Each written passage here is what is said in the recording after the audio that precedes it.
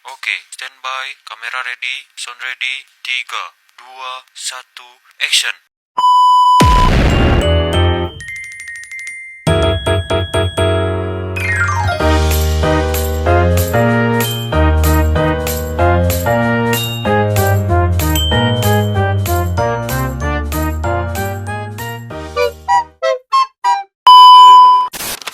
Hukum internasional merupakan kumpulan aturan dan norma yang mengatur antara negara dan subjek hukum internasional seperti organisasi internasional dan individu dalam komunitas global.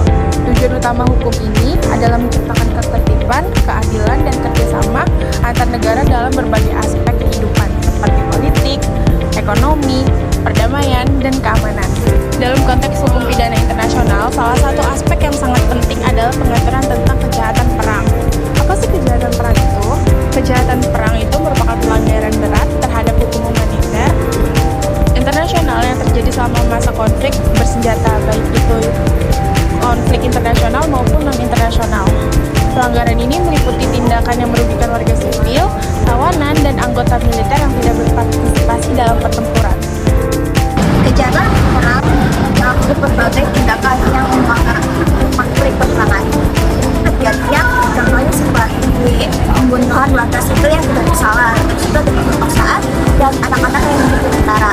Juga ada pengusiran paksa peraturan, penyerangan terhadap situasi keagamaan dan atau negara, dan penghancuran properti tanpa alasan instrumen utama yang mengatur kejahatan perang dalam hukum internasional itu meliputi konvensi Genua dan protokol tambahannya. Terus juga ada yang menetapkan dan perlindungan terhadap kejahatan perang. Dan juga di samping itu Statuta Roma dari Mahkamah Pidana Internasional mempertegaskan definisi serta mekanismenya. Juga pengadilan terhadap para pelaku kejahatan perang di internasional tersebut. Setiap negara memiliki tanggung jawab utama dalam mencegah terjadinya kejahatan perang di wilayahnya dan di bawah yurisdiksinya. Negara wajib memastikan bahwa hukum nasionalnya sudah sesuai standar dengan hukum internasionalnya, sehingga bisa melakukan penyidikan dan penuntutan terhadap pelaku kejahatan perang secara efektif. Prinsip universal jurisdiction memungkinkan negara untuk mengadili kejahatan perang meskipun kejahatan itu terjadi di luar wilayahnya ataupun dilakukan oleh warga negara. Oh my god, what is that? Asik. Itu sebagai bentuk tanggung jawab global dalam menjaga keadilan internasional. Selain usaha penegakan hukum internasional, terus juga ada mekanisme internasional, mulai dengan Mahkamah Pidana Internasional, terus juga berperan sebagai pengadilan terakhir yang akan mengadili pelaku kejahatan. Terus juga kejahatan perang jika negara terakhir gagal akan melaksanakan tanggung jawabnya tersebut. Jadi kalau mahkamah ini membuat sistem keadilan internasional dengan memberikan efek jerak bagi pelaku dan pendukung tersebut, proses rekonsiliasi dan perdamaian pasca konflik. Jika kerjasama tersebut dalam pertukaran informasi, bukti, dan juga pelaksanaan penangkapan sangat penting agar pengakuan hukum agar bisa efektif. Praktik penegakan hukum atas kejahatan perang mengalami hambatan yang serius seperti adanya intervensi politik, ada kurangnya aparat penegak hukum, dan situasi konflik yang rumit. Negara-negara terkadang menjadi enggan untuk mengadili pelaku dari kelompok atau instansi mereka sendiri karena pertimbangan politiknya. Itu konflik kepentingan antar negara dan perbedaan interpretasi hukum internasional dapat menghambat kerjasama sehingga pembentukan mekanisme transparan dan lembaga independen menjadi kebutuhan yang mendesak. Generasi sekarang memiliki peran penting dalam meningkatkan kesadaran akan kejahatan pentingnya dan penegakan hukum internasional juga seperti edukasi, advokasi, dan keterlibatan aktif di media sosial. Terus juga ada dapat mendorongkan transparansi dan juga akuntabilitas negara dan aktor lainnya. Selanjutnya itu ada masyarakat internasional juga harus terus mengawasi dan menguatkan mekanisme hukum agar kejahatan perang tidak terjadinya lagi. Terus juga ada demi terwujudnya perdamaian dan hak asasi yang dilindungi di seluruh dunia. Sebagai ilustrasi yang konkret, kita bisa membahas kasus genosida yang ada di Rwanda pada tahun 1994 dan konflik di bekas Yugoslavia pada tahun 1990 itu sebagai contoh kejahatan perang yang sudah mendapatkan perhatian di dunia internasional. Di Rwanda, kejahatan perang itu berupa pembantaian massal, pemerkosaan sistematis, dan juga serta pengusiran paksa.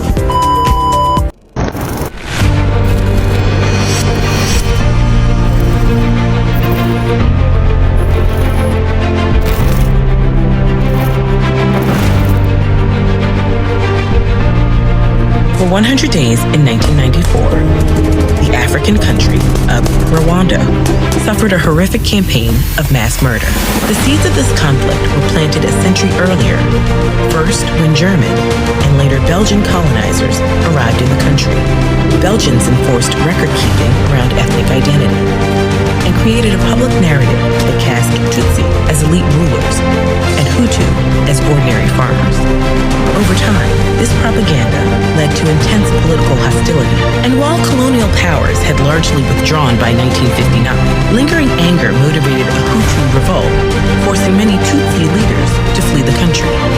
This new administration argued that as the majority group, Hutu deserved exclusive access to political power.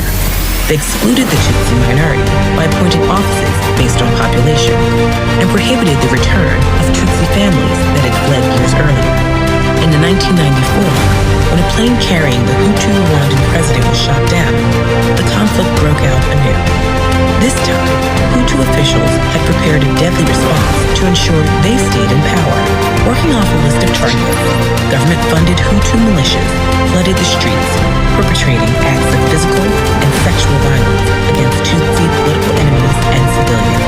UN soldiers who had overseen the peace accord were instructed to abandon Tutsi civilians, and UN leadership refused to acknowledge the genocide taking place.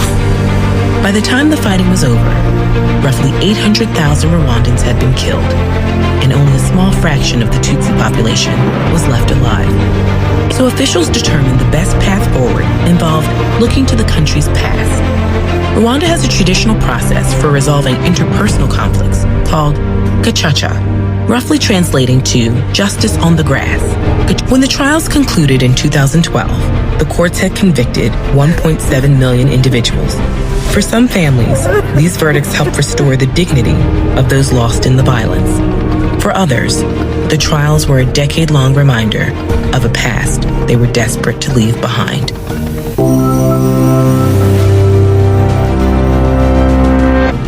A few moments later.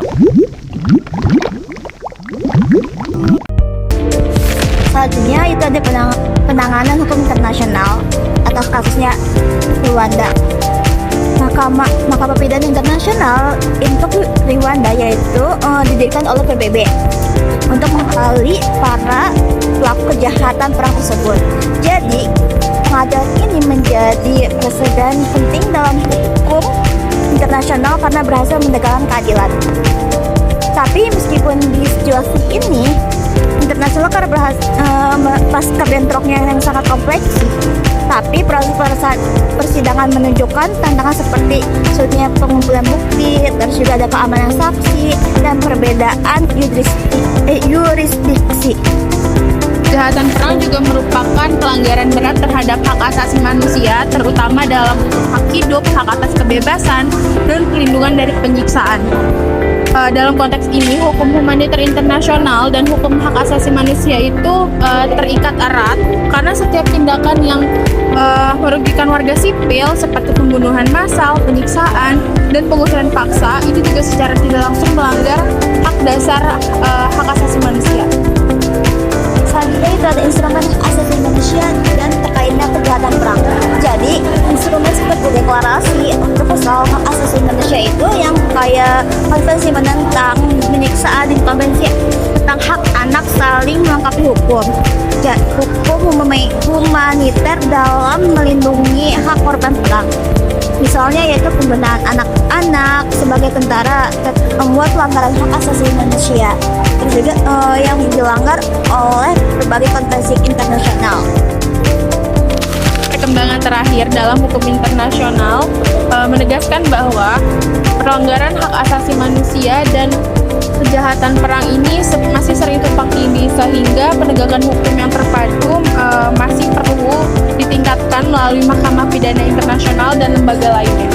Pendekatan ini difokuskan pada pencegahan, perlindungan korban, dan pemberian akuntabilitas kepada pelaku demi memastikan tidak terulangnya lagi tindakan serupa.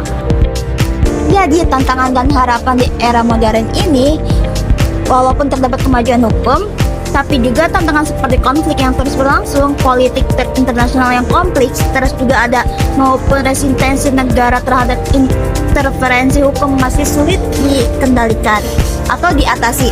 Namun juga kesadaran global maka mengenai pentingnya hak asasi dan penegakan keadilan internasional makin meningkat, yaitu didorong oleh peran masyarakat sipil.